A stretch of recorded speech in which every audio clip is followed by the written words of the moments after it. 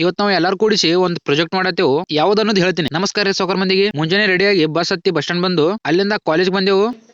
ನಾವ್ ಪೇಜ್ ಐತಿ ಈಗ ಲ್ಯಾಬ್ ಹೋಗೋದೈತಿ. ಲ್ಯಾಬ್ ನಡಲೆ ಚಲೋ ಮಾಡಿ ಅಯ್ಯೋ ಮೈನಿ ಏನಂತಿ ಇಲ್ಲೆಲ್ಲ ಕೋಡಿಂಗ್ ಬರೆಯೋದು. ಇಲ್ಲಿ ಸಿಮ್ಯುಲೇಷನ್ ಚಾಲು ಮಾಡಿದ್ರೆ ಆ ಕೋಡಿಂಗ್ ಪ್ರಕಾರ ಮಷಿನ್ ರನ್ ಆಗತ್ತೆ. ಆ ರಘುವರ್ ಸಿಸ್ಟಮ್ ಹೆಂಗ್ ಆಗೈತೆ ನೋಡ್ರಿ, ಹಿಂಗ್ ಬರ್ಬೇಕ್ರಿ, ಹಿಂಗ್ ಬರ್ಬೇಕು. ಇವ್ರ ಹೆಂಗ್ ಬಂದತ್ ನೋಡ್ರಿ,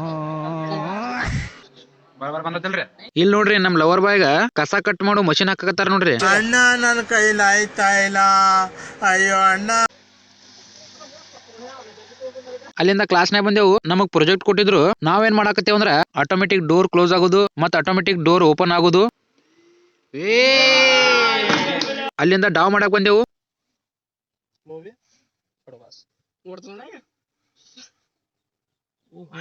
ಇಲ್ಲಿಂದ ನಾ ಹೋಗ್ತೀನಿ ಮನಿಗೆ, ನೀವು ಹೋಗ್ತಾ ಲೈಕ್ ಶೇರ್ ಫಾಲೋ ಮಾಡ್ರಿ.